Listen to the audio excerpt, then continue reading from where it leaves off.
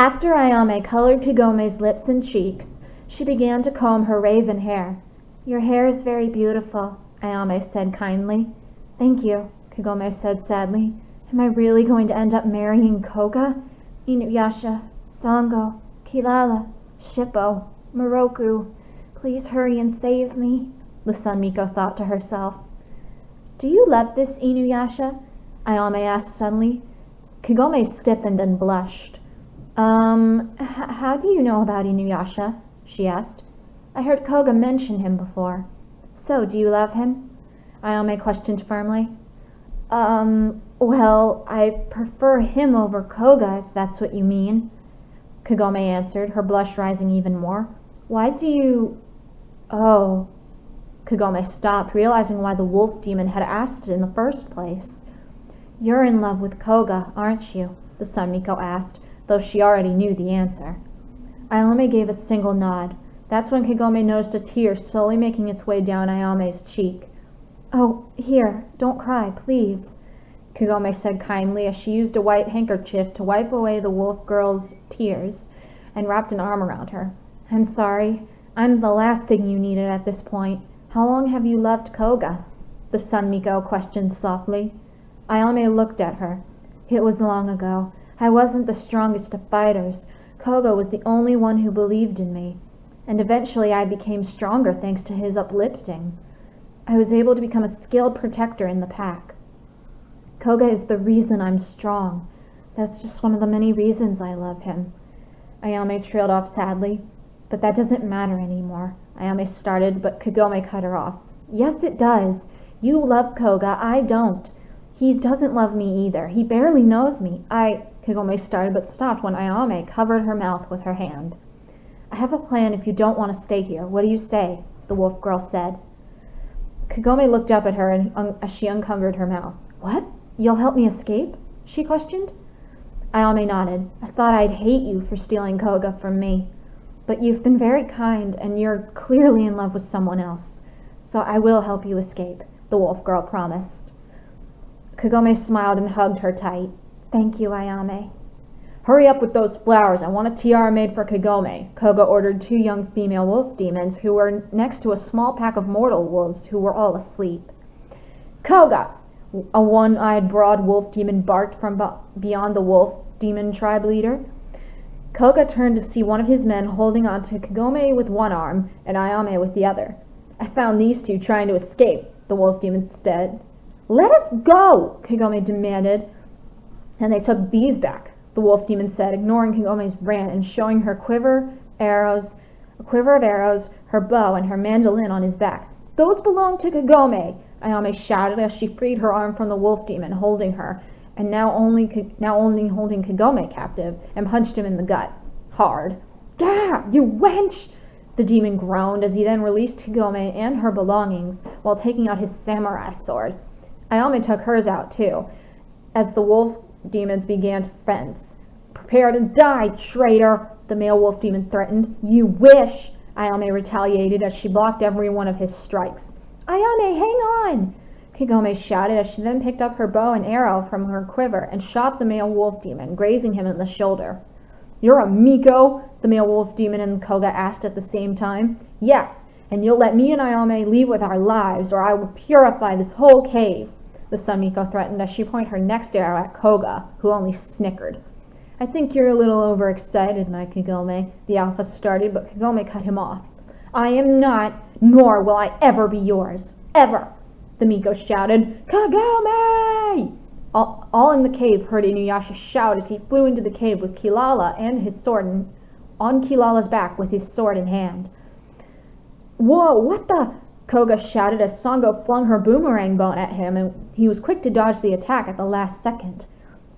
"Kagome, we're here!" Moroku yelled as he fought off a few wolf demons in his path, alongside Sango, while INUYASHA and Kilala flew to Kagome's side, landing next to her. "Kagome, are you hurt?" the dog-eared lord asked as he pulled Kagome onto Kilala's back. "No, I'm fine, really. Well, I'm a little shaken up after Koga tried to force me to marry him," Kagome started, while looking at Koga, who was fighting Sango, only to be cut off by INUYASHA. "What?" he bellowed, making everyone in the cave go silent. So you came back for my Kagome, huh, Mutt-face? Well, I hate to break it to you, but you've been replaced. By me, Koga stated smugly, after sidekicking Sango away from him and launched himself towards Kagome, only to have Inuyasha punch him in the face. Try that again and I'll hit you with Etsaiga, the dog-eared lord threatened as Koga got back up, only to have Shippo pop out from behind Inuyasha and throw a smoke bomb at him. Koga coughed as the smoke cleared, only to see Kilala getting away with Inuyasha, Kagome, and Shippo. Take that, you kidnapper! Shippo shouted from Kilala's back. Oh yeah? Koga trailed off, running past his pack, who were fighting Moroku and Sango, jumped up with his strong legs and kicked Kilala in the side, pushing her and those on her back out of the cave and into the fresh night sky. Oh no! Kagome gasped as she took out only a moment to acknowledge the dark sky and rushed over to Kilala, who was on her side in pain. Kilala, are you okay? Can you get up? The Sun Miko asked in concern, as Inuyasha was fighting Koga a little farther away, while Kilala herself tried to get up and only to limp heavily while trying to walk.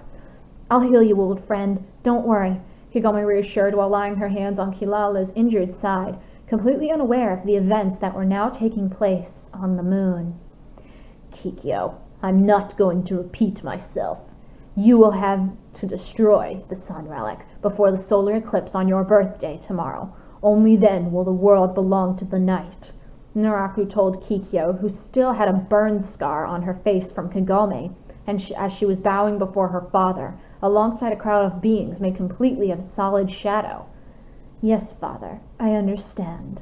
I will destroy the sun relic. I have a plan. Please lend me your shadow army. With the night present, they will be able to fight, Kikyo said. Naraku pondered his daughter's request, his red eyes glittering with evil and his black hair twisting on its own. Very well, my daughter. You may take the shadow army, but be warned. I created you, and I can destroy you if you fail me enough times. The moon spirit warned darkly. Now go. Father, Kikyo said, bowing her head to her father one last time before taking her leave with the shadow army following close behind her. Destroy me, eh? Ha! Don't make me laugh, father. You know of my destiny, and like it or not, there is no escape for it for me or Kagome. Kikyo thought to herself. How do you feel, Kilala? Kagome asked the twin-tailed after using her healing powers on her feline friend. Kilala nuzzled Kagome's side and smiled, making her fangs seem larger. But this, of course, didn't frighten the Sun Miko. She was more concerned about Inuyasha, who was still fighting Koga. Kagome, you have to hide before Kikyo gets here, Shippo exclaimed, trying to pull Kagome back into the cave, but she only shook her head. It's too late, Shippo, look, the Sun Miko said, pointing to the full moon's light that was shining on the edge of the cliff, where Kikyo was now standing, her sword in hand, ready to put up a fight, and a confident look on her face. And now, dear sister, you will die, the Moon Miko declared darkly, and ran over to Kagome, who took out her bow, using it to fence with her sister. Kagome! Inuyasha and Koga shouted together when they saw the two sisters fighting each other. Who the hell is that? Koga demanded as Inuyasha ran to help Kagome. Kagome's evil twin, she's from the moon and wants to kill Kagome. I'll explain the rest later. We have to help her, Inuyasha exclaimed. Kill Kagome? Not while I'm alive, Koga shouted as he ran ahead of Inuyasha and sidekicked Kikyo in the face away from Kagome. You mutt! How dare you! Does everyone who comes in contact with my sister fight for her? Kikyo questioned as she got back up. Yeah, and maybe it's because, unlike you, Kagome does not to hurt people, but instead helps them, Inuyasha shouted as he began to fence with Kikyo, who merely smirked. You really are stupid, you half-breed. Kikyo trailed off and then whistled. Within the next moment, a small but good amount of shadow army appeared behind her. Attack! She ordered, making some of the shadow shoulders charge at Inuyasha, while the others went after Kagome, Koga, Kilala, and Shippo. Kagome, we have to get out of here! Koga insisted as he tried to pull Kagome away from the action, only to have her force her hand out of his. No way! I've had it with people fighting for me. I'm going to fight too! Kagome shouted as she picked up her bow and tried to run over to help Inuyasha with Kikyo, only to have two shadow shoulders grab her arms. Let go! The Sun Miko demanded, only to see that when they touched her, both shadow shoulders burned and withered away. What? But I didn't do any, Bamiko started, only to see Koga kick away another shadow soldier coming up from behind her. Kagome, what's going on? How am I supposed to protect you from that bitch if you won't let me? Koga said as he fought off more of the soldiers. Kagome sighed. There was no way out of it. Koga, I'm the sun relic. My twin Kikyo is the moon relic. Kikyo killed our mother. I want revenge while she just hates me and wants me dead, Kagome exclaimed. Okay, I'll admit that was not the answer I was expecting, but it doesn't matter, Koga said, punching another shadow soldier. After these idiots and your twin are dead, we'll have our mating ceremony and— Stop!